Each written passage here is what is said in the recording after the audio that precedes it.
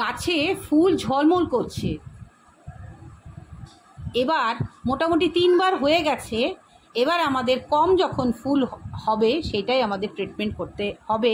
আমি চলে এসেছি আমার বাগান বিলাস গাছের এই বছরের পরিচর্যা করতে। ফুলগুলো একদম কমে আসবে তখনই আমি এর কাটাই ছাঁটাই করব। তো আজকে এইটা কতটা কাটবো, কতটা রাখবো, সব রকম ভিডিও থাকছে। কি সার দেব, কি ফাঙ্গিসাইড কি দেব, কিভাবে দেব, কি জৈব সার প্রয়োগ করব, সব রকম থাকছে A to Z। তোমরা সাথে থাকো।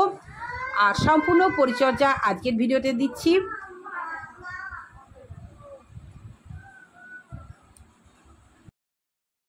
অনেকগুলোই প্রজাতি চলে এসেছে হবি অফ সুলেখার বাগানে। পরে নামগুলো বলবো। নমস্কার, হবি অফ সুলেখায় প্রত্যেক দর্শককে স্বাগত। অনেক দিন পর আসলাম বাগান বিলাসের কাছে। দেখি ওদের কি অবস্থা।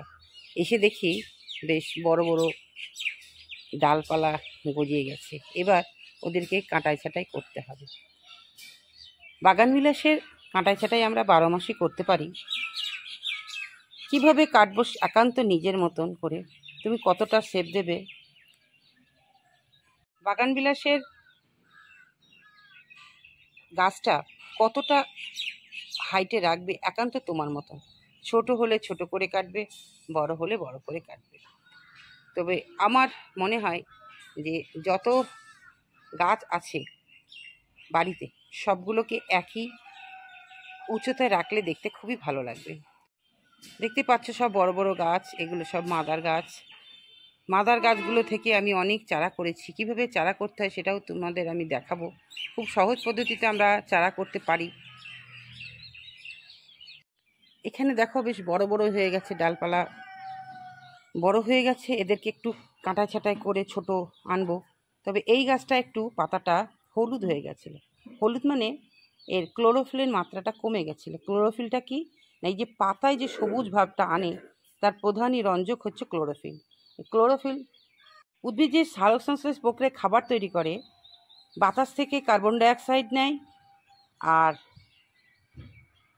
মাটি থেকে যে খনিজ পদার্থগুলো জলে দ্রবীভূত থাকে, যে শিকড় আছে, শিকড়ে যে মূলরোম আছে, সেই মূলরোম সাহায্যে একটা পদ্ধতিতে নিয়ে সেটাকে কি করে, জাইলেম বাহিকার মাধ্যমে চলে যায় পাতায়। পাতায় গিয়ে এই সবুজ কণিকায় বাতাসের থেকে, পাতায় যে ক্লোরোফিল থাকে বাতাস থেকে কার্বন ডাইঅক্সাইড নেয়, আর জলে দ্রবীভূত খনিজ পদার্থ নিয়ে ওরা কি করে, জল নিয়ে ওরা প্রথমে সালোক সংশ্লেষ প্রক্রিয়াটা শুরু করে, দিয়ে ওরা গ্লুকোজ তৈরি করে, সেটা ওরা তাদের দেহে সঞ্চিত রাখে। তো এই যে দেখতে পাচ্ছ পাতার সবুজ ভাবটা আমাদের একান্ত থাকার দরকার। না থাকলে কিন্তু এরা খাবার তৈরি করতে পারবে না। খাবার তৈরি করতে না পারলে গাছটা পুষ্টি পাবে না, পুষ্টি না পেলে সে মরে যাবে। প্রত্যেকটা পদ্ধতির সঙ্গে একটার সঙ্গে আর একটা যোগাযোগ আছে, তাই না? তাই এই যে ক্লোরোসিস হলে আমরা কি করব, ক্লোরোসিস হলে যে ম্যাগনেসিয়ামের অভাবে ক্লোরোসিস হয়, তার জন্য আমরা সালফার দিতে পারি, ম্যাগনেসিয়াম সালফেট দিতে পারি, এগুলো দিতে পারি। 2 গ্রাম জলে গুলে দিয়ে দেবো। তো এটার হয়েছিল, আমি যাই হোক ট্রিটমেন্ট করে এটাকে সবুজ ভাব নিয়ে এসেছি।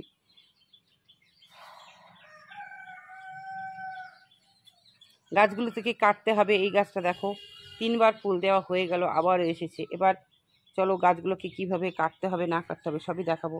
তারপরে আমরা কি করব, দ্বিতীয় স্টেপ, তৃতীয় স্টেপ সবই আসছি, সাথে থাকো। প্রথমেই এই যেটা দিয়ে আমরা কাটবো তাকে আমরা জীবাণুমুক্ত করব। কি করে জীবাণুমুক্ত করব, তো চলো দেখাই। এই দেখো, জীবাণুমুক্ত করার জন্য প্রথমেই আমাদের কি করতে হবে, এটাকে ভালো করে জীবাণুটাকে মুক্ত করার জন্য সবসময় তো এটা না ওটা হচ্ছেই, আগে করে নিতে হবে। ভালো করে নিলাম, ব্যাস। এই যে গাছটা দেখছো, এই গাছটাকে আমাকে শেপে আনতে হবে।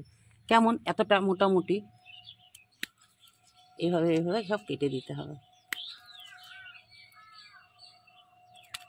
সবাইকে আমরা একই উচ্চতায় রাখবো, তার জন্য যেখানে যেখানে ডালগুলো আছে আমি সব কেটে দেবো।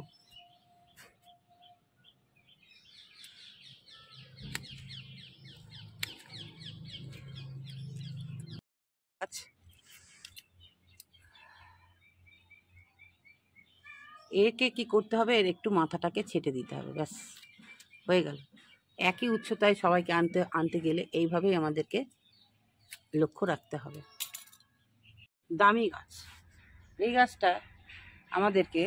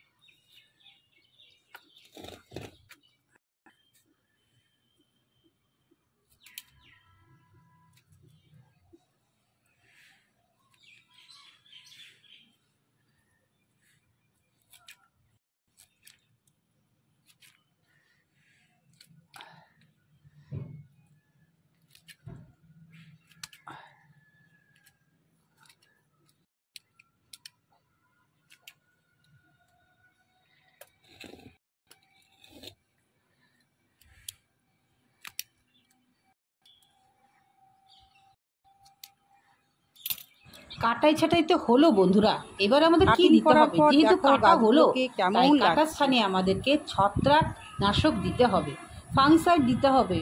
সেটা আমি গুলেও দিতে পারি, স্প্রে করেও দিতে পারি।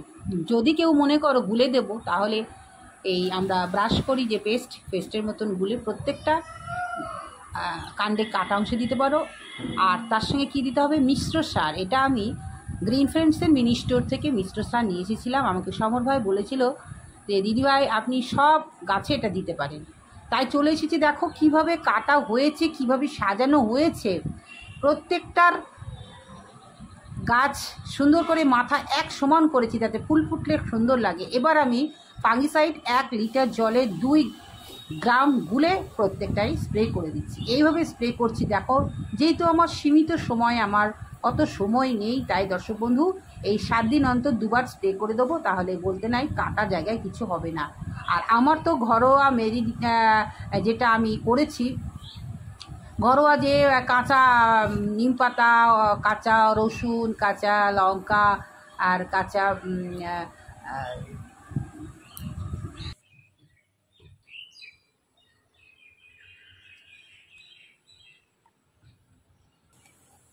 হলুদ, সেটা তো আছেই। পর সপ্তাহে দেবো, আবার তারপরের সপ্তাহে ফাঙ্গিসাইড দেবো, মানে পরপর 3 সপ্তাহ দিয়ে দেবো। তাতেই ভগবান করে সব ঠিক হয়ে যাবে। এইভাবে প্রত্যেকটা গাছে আমি সুন্দর করে স্প্রে করে দিচ্ছি। এবার আমার বাগানবিলাস এই বছরে আমি বলতে নেই, এবছর আমার 2 বছর পূর্ণ হয়ে গেল। প্রত্যেকটা গাছের পরিচর্যা আমি খুব সুন্দর করে শিখেছি দর্শক বন্ধু। সেটা গোলাপ বলো, অ্যাডিনিয়াম বলো, বাগানবিলাস বলো, তার জন্য আমি সুন্দর করে এগুলো করতে পারছি। আমার মোটামুটি গাছের পরিচর্যা শিখতে 2 বছর লেগে গেল। তাই সুন্দর করে মোটামুটি 22টা আছে, আরও 3-4টে গাছ আনা আছে, সেগুলো তো লাগাবোই। বিভিন্ন কালারের বাগানবিলাস আমার বাগানে স্থান দেবো সেটা আমি ভেবে নিয়েছি। এবার প্রথমে আমি সার দেওয়ার আগে কি করব, প্রত্যেকটা গাছের গোড়ায় যে আগাছা জন্মিয়েছে সেগুলোকে আগে পরিষ্কার করে তুলে নেব, আর সুন্দর করে আমি প্রত্যেকটা মাটি আলগা করে নেব, যাতে বাতাসটা সুন্দর করে চলাচল করলে ওর শিকড়টা ভালো থাকে। কাণ্ডটাকে শুধু তো দেখলে হবে না, শিকড়টাও দেখতে হবে। এবার আমি কি করব, ওই যে প্রত্যেকটা গাছে আমি খুঁড়ে নিয়েছি, এবার টবের ধার বরাবর আমি কি করব, এই যে মিনি স্টোরের যে সমর ভাই আমাকে যে সারটা দিয়েছে, আমি যেটা কিনে নিয়ে এসেছি একটা প্যাকেট, তো সেইটাই আমি বলতে পারবো না, দামটা আমার মনে নেই। আমি একবারে 1,500 টাকার মাল কিনে নিয়ে এসেছিলাম মিনি স্টোর থেকে। তো ও বলেছে এটা দিলে দিদিভাই কাজ হবে, তাই আমি দিচ্ছি। দেখি এবছরটা এভাবেই চালাই।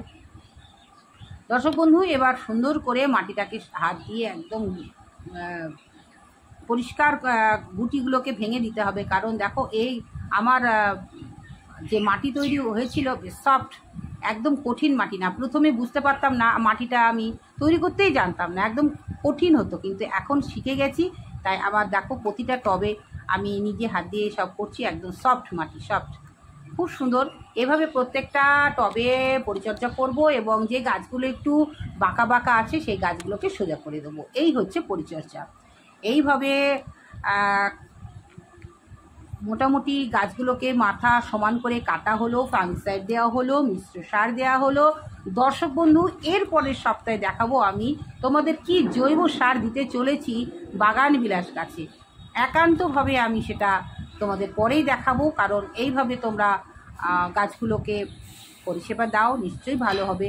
দেখো কতগুলো কাণ্ড কেটে ফেলেছি ফুলসহ, মায়া করলে হবে না, যত কাটবে তত সুন্দর সুন্দর ফুল ফুটবে। আজকের ভিডিওটা কেমন লাগলো জানাবে। আবারও ফিরে আসবো নতুন কিছু নিয়ে। হবি অফ সুলেখার নতুন রূপে জেলায় যে ভিডিওগুলো দিচ্ছে তোমরা দেখো, কেমন হচ্ছে অবশ্যই কমেন্টের মাধ্যমে জানাবে। নতুন বন্ধু থাকলে চ্যানেলটাকে সাবস্ক্রাইব করে পাশে থাকবে। আজকে আসি, আবারও দেখা হবে পরের ভিডিওতে। তোমরা খুব ভালো থেকো, সুস্থ থেকো, সবুজের সাথে থেকো। আজকে আসি, টাটা।